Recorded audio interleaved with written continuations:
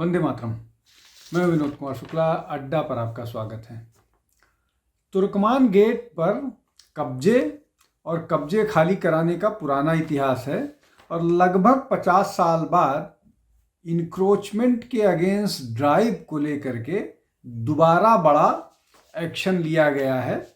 जब रामलीला मैदान के पीछे जो एक मस्जिद है, फैज़ इलाही मस्जिद, उसके आसपास जो है बहुत सारा इंक्रोचमेंट हो गया था। लगभग 38,000 स्क्वायर यार्ड का मामला था। उसको सरकार की जो एजेंसीज़ हैं, दिल्ली पुलिस है, सब ने मिल करके डिमोलिश किया है।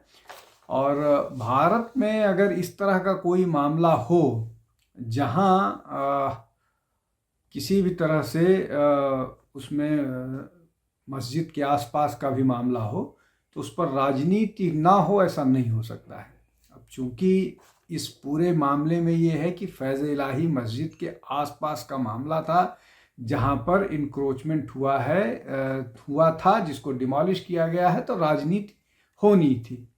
उसमें कुछ राजनीतिक दल ने चुप्पी साध ली है, लेकिन जैसा उम्मीद था कि जो मुस्लिम पॉलिटिकल लीडर्स हैं, विशेष रूप से उत्तर प्रदेश के, वो सब सक्रिय हो गए हैं।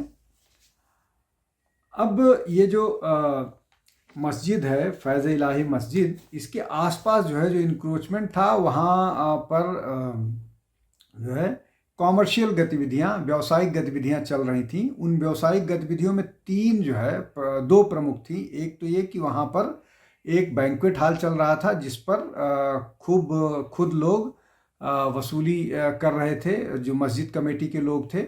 और दूसरा, वहाँ पर एक डायग्नोस्टिक सेंटर चल रहा था। तो ये दो कॉमर्शियल गतिविधियाँ हो रही थी और इससे जनता का कोई फ़ायदा नहीं हो रहा था। वहाँ के लोकल्स, जो आसपास के दुकानदार हैं, उन्होंने यहाँ तक कहा कि उस बैंक्वेट हॉल में 12-12, 14-14 लाख रुपए की वसूली करके वहाँ शादी और इन सब चीज़ों के लिए दिया जाता था। अब ये जो मामला है, इस मामले की जो लड़ाई है, वो लड़ाई प्रीत सिरोही करके एक सामाजिक कार्यकर्ता हैं। वो दिल्ली में इंक्रोचमेंट जहाँ जहाँ है, उस पूरे इंक्रोचमेंट्स के लिए एक अभियान उन्होंने चला रखा है। और उनकी मदद के लिए एक जर्नलिस्ट हैं और वो भी सामाजिक कार्यकर्ता हैं, जो विशेष रूप से पाकिस्तान से आए हिंदू बच्चे जो हैं, उन हिंदू परिवार जो हैं, उनके लिए काम करती हैं और लगातार इस तरह की गतिविधियों में सक्रिय रहती हैं। स्वाति गोयल शर्मा, ये इनकी इसमें मतलब इन लोगों ने इस पूरे अभियान में बहुत मेहनत और तैयारी के और इनपुट के साथ अदालत गए और अदालत ने इनकी बातें सुनी, इसलिए कि इनके पास प्रमाण सारी चीज़ों के थे जो ये बात कर रहे थे। और उसके बाद डिमोलिशन का आदेश हाई कोर्ट ने दिया था। अब हाई कोर्ट ने जो ये मामला था, कुल 38,000 स्क्वायर यार्ड वाला, अब इसमें जो मस्जिद वाला इलाका है उसको लेकर के दिक्कत नहीं है। मस्जिद को लेकर के अदालत ने कोई फैसला नहीं दिया था, लेकिन बाकी डिमोलिश करने की बात कही गई थी। अब इसमें जो है, जैसे मैंने बताया कि 38,000 स्क्वायर यार्ड का मामला है और यहाँ पर ये पूरा का पूरा जो है मामला ये नवंबर का है, नवंबर में दिया गया था। और इसमें महत्वपूर्ण बात ये है कि जो दूसरा पक्ष है, मतलब मस्जिद का पक्ष है, वो सारे लोग की सुनवाई हुई, उसके बाद ये निर्णय लिया गया।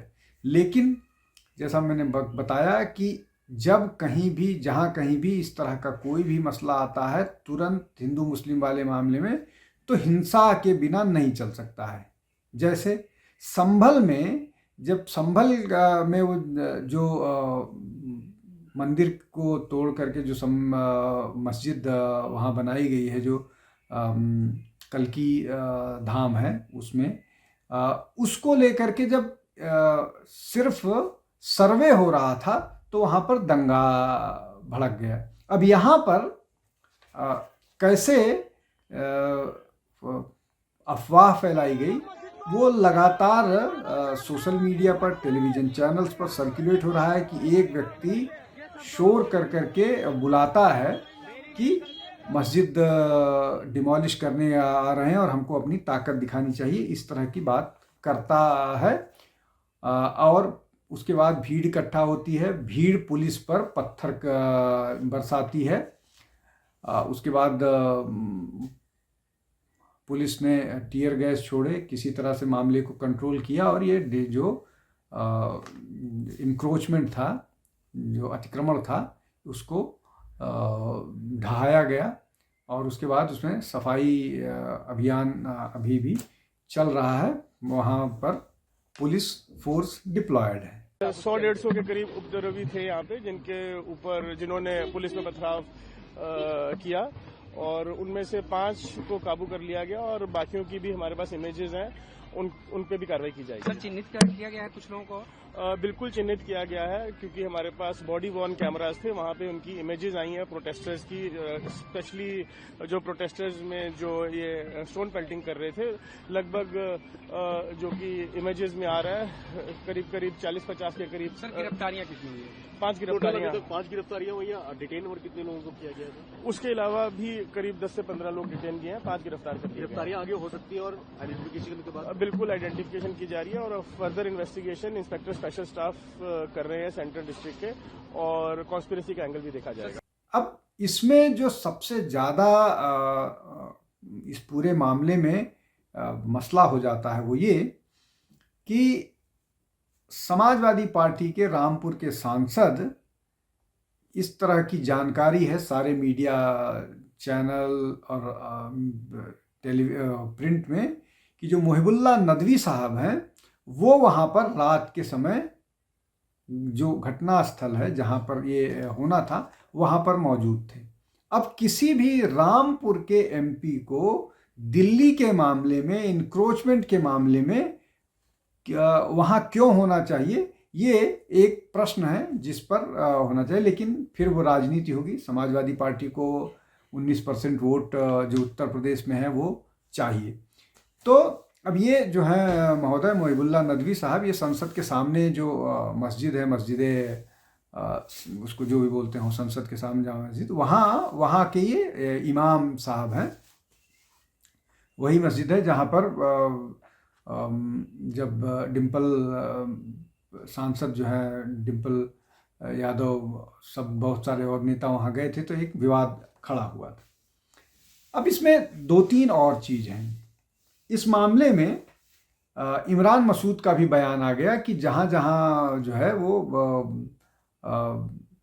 सरकारें जो हैं, या भाजपा का नाम लेते हुए कि भाजपा खोज करके मस्जिद और दरगाह और इन सब का डिमोलिशन कर रही है, और ये बाकायदा योजनाबद्ध तरीके से किया जा रहा है। ये वही साहब हैं, इमरान मसूद कांग्रेस के सांसद हैं, ये वही साहब हैं जो प्रधानमंत्री, अभी के जो प्रधानमंत्री नरेंद्र मोदी हैं, उनको बोटी करने की धमकी दे चुके हैं। भाई अतिक्रमण नहीं हटाना है, मस्जिदें तोड़नी है। मस्जिदें तोड़ेंगे, कितनी मस्जिदें तोड़ोगे भाई? अतिक्रमण के नाम पर आप मस्जिदों को तोड़ोगे, मदरसों के ऊपर बुलडोजर चलाओगे, यही तो देश में चल रहा है। आप इससे नफरत फैलाते हो, आप इससे नफरत फैला करके अपना राजनीतिक एजेंडा चलाते हो, क्योंकि आपके पास, आप में इतना दम तो है नहीं कि बांग्लादेश में हिंदुओं का कत्ल हो रहा है उनको जवाब दे दो।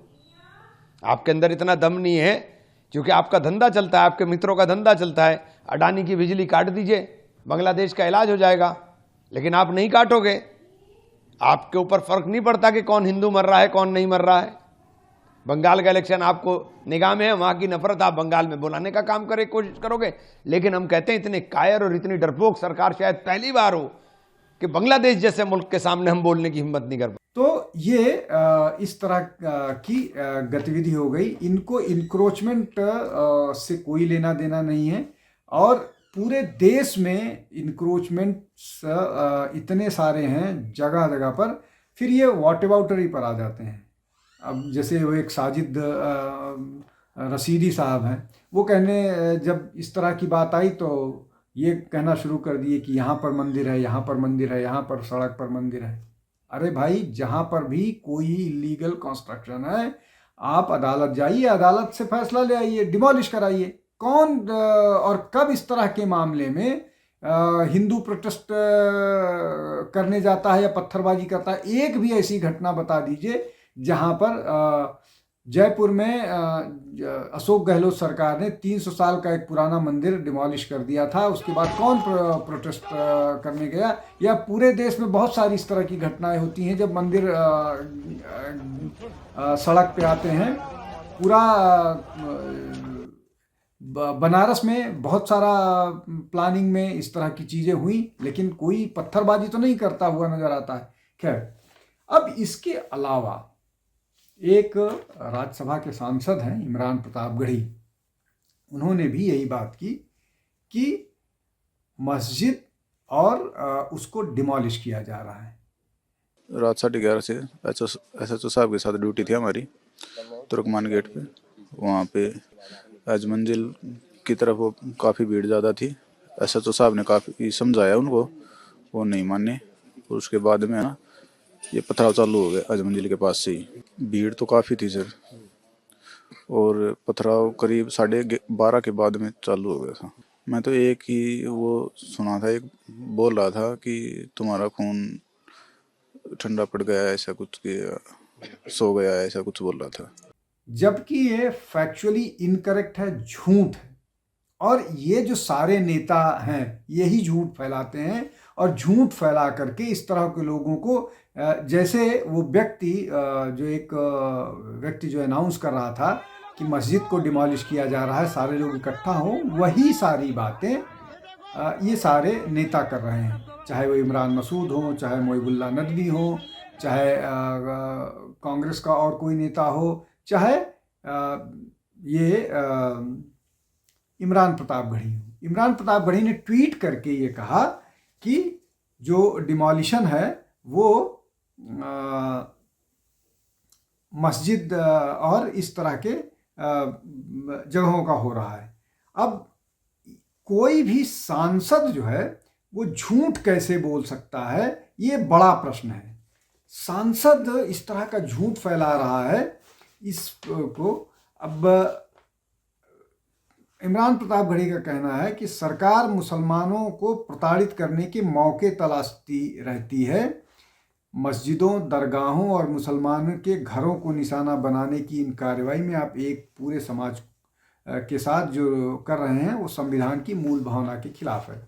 तो जो सरकारी जमीन पर कब्जा किया हुआ है, वक्फ के नाम पर पूरे देश में कब्जा फैलाया हुआ है, वो संविधान की भावना के खिलाफ था। संविधान का नाम लेकर के जितना दुरुपयोग किया जा सकता है वो उसकी आप कल्पना नहीं कर सकते। मतलब इल्लीगल ऑक्यूपेशन जो है वो संविधान सम्मत है, और जो इल्लीगल ऑक्यूपाइड लैंड है उसको वेकेट कराना संविधान के खिलाफ है। ये भारत में नई परिभाषा होती है, और विशेष रूप से ये जब कोई मुस्लिम ऑक्यूपाई किया होता है। आप बताइए और कौन सा ऐसा माइनॉरिटी है जिसने इस तरह की ज़मीन पर कब्जा करके अपने वो बनाए हैं? क्या सिखों ने ज़मीन कब्जा करके कहीं बनाया हुआ है गुरुद्वारा, या जैनियों ने कोई बनाया हुआ है, या बौद्धों ने कुछ बनाया हुआ है? इसके अलावा आप अगर देखिए तो सड़क पर, सरकारी ज़मीन पर तो कब्जा किया ही हुआ है। उसके अलावा बहुत सारे जो पुराने हिंदुओं के मंदिर हैं उन पर भी कब्जा, हिंदू, जैन, बौद्ध सब मंदिर हैं, उनको भी कब्जा किया हुआ है। आप चाहे काशी की बात कर लें, चाहे मथुरा की बात कर लें, चाहे भोजशाला की बात कर लें, चाहे संभल की बात कर लें, चाहे जौनपुर की बात कर लें, अटाला देवी मंदिर की बात कर लें, चाहे आप कुतुब मीनार की बात कर लें जहाँ पर 21 हिंदू जैन मंदिर को तोड़ करके वहाँ पर कुतुल इस्लाम मस्जिद बनाई गई। लगभग इस तरह के 40,000 जगहों हैं जहाँ पर इस तरह का कब्जा किया हुआ है। पश्चिम बंगाल का एक बड़ा जो मस्जिद है वो देख लें। और अभी तमिलनाडु में जो विवाद चल रहा है दीपोथोन को लेकर के, वहाँ पर भी एक पुराने जो 2000-2500 साल पुराना मुरुगन का स्थान है, वहाँ पर एक सिकंदर शाह की मजार बना दी गई है और उसको लेकर के विवाद पैदा किया जा रहा है। वहाँ पर दीप नहीं जलाने दिया जा रहा है हिंदुओं को। ये एक बड़ा, और उस पर कोई बोलने वाला नहीं, लेकिन जो इलीगल ऑक्यूपेशन है उसको लेकर के बवाल किया जाता है। हुई है, जिनको नॉर्मल डेथ हुई है, उनको किसी तरीके की रियायत, हालांकि एक डेड बॉडी एक गई है अभी यहाँ पर कब्रिस्तान। इस तरह की कोई भी हिंड्रेंस नहीं है। केवल 163 भारतीय न्याय साक्षरता संहिता की जो कार्रवाई है, जो कि 163 BNSS जो इम्प्लीमेंट किया गया, केवल प्रोटेस्टर्स जो कि एंक्रोचमेंट रिमूवल के प्रोसेस में जो हिंड्रेंस डालेंगे उनके खिलाफ केवल कार्रवाई की जाएगी। पूरे इलाके में धारा 144 लगाई गई है, कब तक रहेगी सर? ये केवल डेमोलिशन प्रोसेस जो कि एंक्रोचमेंट रिमूवल का प्रोसेस है, जो कि इस समय मलबा उठाया जा रहा है, उसमें हिंड्रेंस ना आए। तो कुल मिलाकर के जो पूरा का पूरा मामला है, ये मामला संभालने की बजाय जो मुस्लिम लीडरशिप है ये उसको और उकसाती है, और उकसाती खुद है मुस्लिम लीडरशिप, और आरोप भारतीय जनता पार्टी पर गढ़ने की कोशिश करती है, हिंदू नेताओं पर गढ़ने की कोशिश करती है कि ये उनका वोट बैंक, अपने वोट बैंक को इंसाइट करने के लिए कर रहे हैं। उल्टा है, ये सारा का सारा लगातार मुस्लिम नेतृत्व जो है इसी तरह से मुसलमानों को जोड़ने की कोशिश करता है, चाहे वो ओवैसी साहब हों, चाहे इमरान मसूद साहब हों, चाहे वो अकबरुद्दीन ओवैसी हों, चाहे ये इमरान मसूद साहब हों, मोहिबुल्लाह नदवी हों, इमरान प्रतापगढ़ी हों। इमरान प्रतापगढ़ी जो अतीक अहमद जैसे गुंडे के सम्मान में कसीदे पढ़ते थे, एक बार फिर क्रिमिनल के समर्थन में ट्वीट करते नजर आ रहे हैं। ये राजनीति है, माइनॉरिटी के नाम पर ऐसी राजनीति होती है। आज के लिए बस इतना ही। आप हमारे साथ जुड़ते रहिए। बहुत बहुत धन्यवाद। नमस्कार।